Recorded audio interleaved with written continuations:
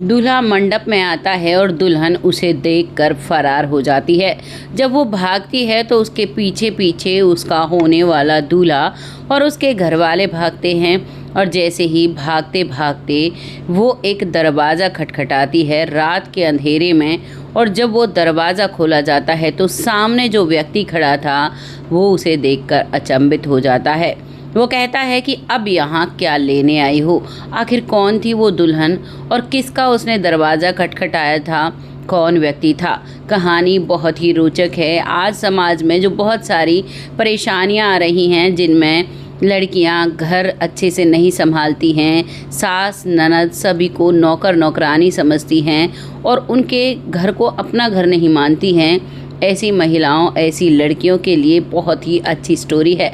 अगर आपकी भी कोई जानकारी में ऐसी लड़की है तो उसके पास इसको ज़रूर शेयर कीजिएगा, क्योंकि जब लड़की पराए घर जाती है ना तो उसे एडजस्टमेंट करना पड़ता है, क्योंकि शादी करने के बाद अपने घर को छोड़कर दूसरे के घर को अपना कहना बहुत बड़ी बात हो जाती है और फिर उस घर को संघर्ष के साथ बसाना हर कोई नहीं कर पाती है।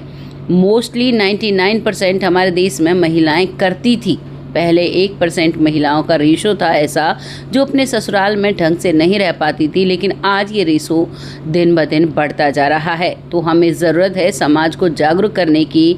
माँओं को खासकर इस चीज़ का ध्यान रखना होगा कि जो हमारी बच्चियां हैं वो किसी गलत रास्ते पर ना जाएं। लेकिन आज की कहानी में एक माँ और एक मामा कुछ ऐसा कर देता है जो कि माँ तो माँ होती है और मामा जो डबल माँ होता है, ये भी इस कदर बहकती दुनिया में ऐसे रहते हैं कि अपनी बच्ची को सही संस्कार नहीं दे पाते।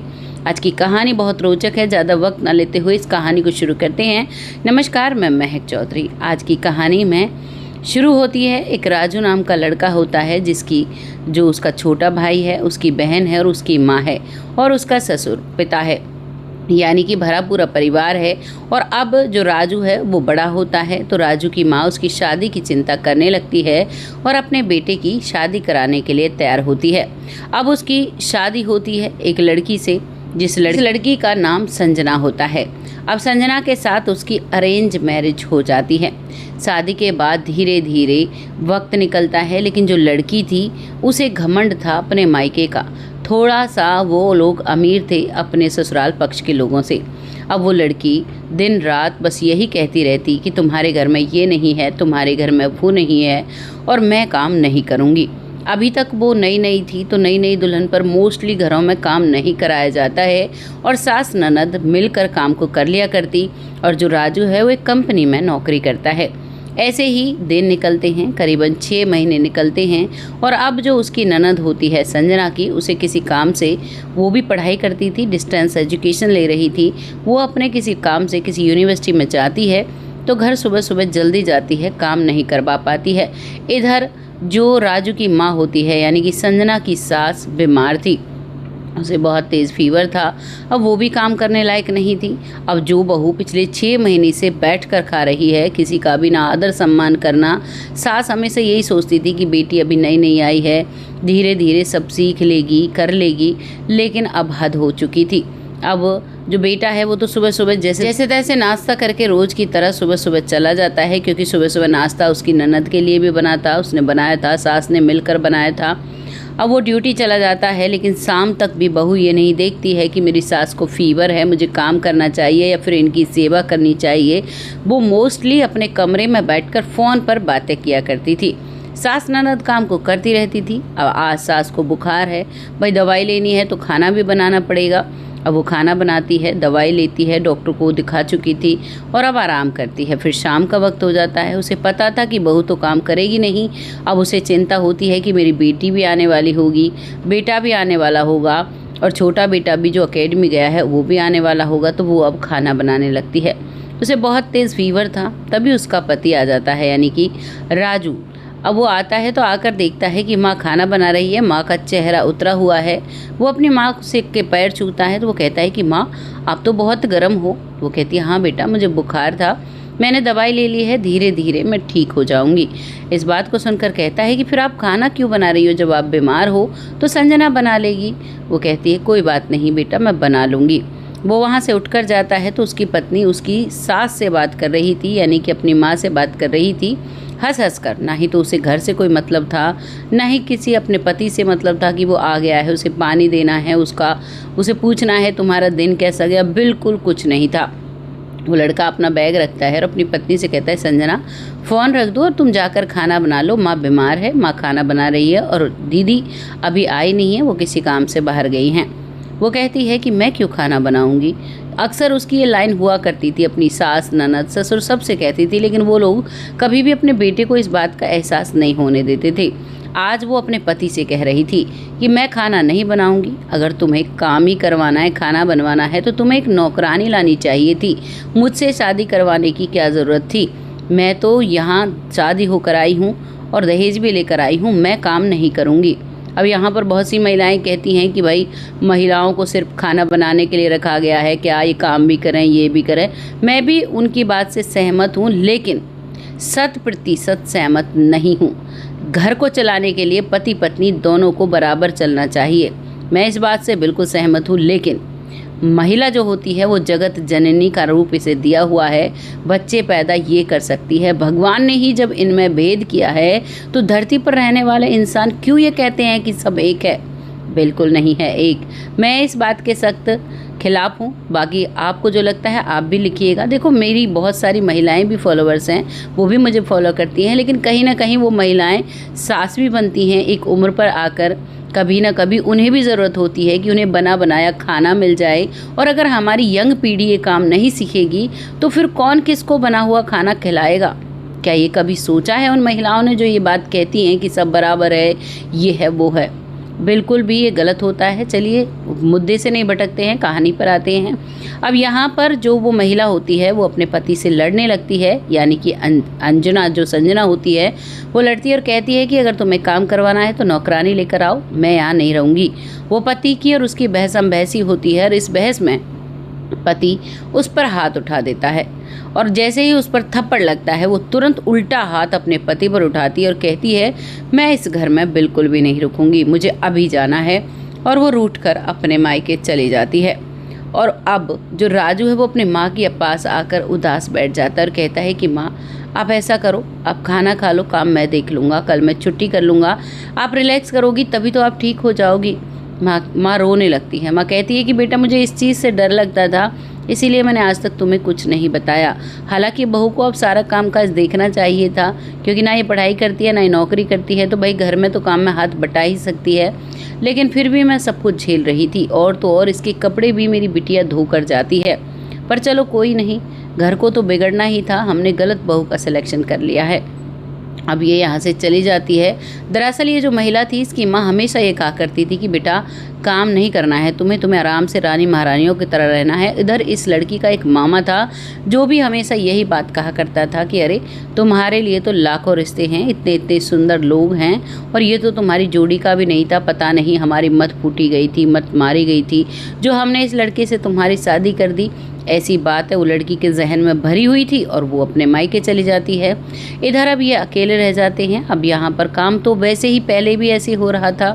ये लड़का एक दिन की छुट्टी करता है, अपनी माँ की मदद करता है, फिर इसकी बहन भी आ चुकी थी वो भी करती है और फिर से इनकी दुनिया जो है वो नॉर्मल हो जाती है। बस कहीं ना कहीं कसक रहती थी कि भाई बहू ऐसे चली गई। धीरे धीरे 1 महीना हो जाता है लेकिन वो नहीं आती है। फिर इसकी माँ कहती है कि बेटा जाओ बहू को मना कर ले आओ, हर घर में ऐसी लड़ाइयाँ होती हैं, अगर हम इन लड़ाइयों को दिल से लगाएंगे तो फिर हमारा जीवन कैसे कटेगा। अब वो जाता भी है। वो वहाँ जाने के बाद उल्टा जो उसकी सास होती है और जो उसका मामा ससुर होता है वो दोनों राजू से लड़ने लगते हैं। कहते हैं कि हमारी बेटी काम नहीं करेगी और बिल्कुल नहीं करेगी, यानी कि वो अपनी बेटी की साइड लेते हैं, भली बुरी राजू को सुनाते हैं। और राजू समझ चुका था कि अब ये आने वाली नहीं है और चलते चलते उससे कह दिया था तैयार रहना, तुमसे कोर्ट में मिलेंगे, तुम्हें तलाक दिया जाएगा। वो इस चीज़ के लिए तैयार हो जाता है क्योंकि वो खुद कंपनी में जॉब कर रहा था, कुछ उसके पास पुश्तैनी ज़मीन थी। अब वो आता है और आने के बाद अपनी माँ को सब कुछ बता देता है। माँ बेटे खूब रोते हैं कि हमारे भाग्य में ऐसा क्यों लिखा था। भाग्य की बात आपको बता दूँ, अगर हम कर्म जैसा करते हैं वो हमें कई जन्मों तक भुगतना पड़ता है और इसीलिए जो हमारे भाग्य होते हैं वो बिगड़ते हैं। इसीलिए अपने कर्मों पर खासा ध्यान दें। अगर आपके कर्म अच्छे हैं ना तो आपको कई कई जन्म, आपने देखा होगा कोई कोई व्यक्ति कुछ भी नहीं करता है फिर भी उसके जीवन में सारी मौज मस्ती होती है। कारण पता है क्या? उनके पिछले जन्मों के अच्छे कर्म। और अगर वो इस जन्म में कर्म बिगाड़ रहा है तो अगले जन्मों में पश्चाताप करेगा। तो यही सिलसिला, यही दुनिया का दस्तूर है। अब यहाँ पर वो लोग चुप हो जाते हैं और अगले 1 साल के अंदर उसका तलाक हो जाता है। तलाक की एवज में उसे कुछ रुपए भी देने थे जो वो अपनी ज़मीन बेचकर उसे देता है। उसे देने के बाद राजू अपने घर में रहता है और अब धीरे धीरे 3 साल और निकल जाते हैं, यानी कि 4 साल संजना को गए हुए हो गए थे। अब राजू की माँ कहती है कि बेटा अब शादी कर लो, उस लड़की से तलाक भी हो चुका है और अब तो हमें घर में तो बहू चाहिए, पोते पोती होनी चाहिए थी अब तक, लेकिन क्या करें। तो राजू भी कह देता है ठीक है माँ, देख लीजिए कोई लड़की जिससे आप कहेंगे मैं उससे शादी कर लूँगा। अब उसके लिए एक नेहा नाम की लड़की को देखा जाता है। लड़की से सारी बातें हो जाती हैं, पहले ही बता दिया जाता है कि भाई हमारे घर में काम है, ये तो करना पड़ेगा। नेहा जो बहुत संस्कारी थी वो कहती है कि ये तो लड़कियों का धर्म होता है, अन्नपूर्णा तभी तो इसे कहा गया है जब ये अन्न का सम्मान करती है, सबका पेट भरती है और फिर खुद खाती है।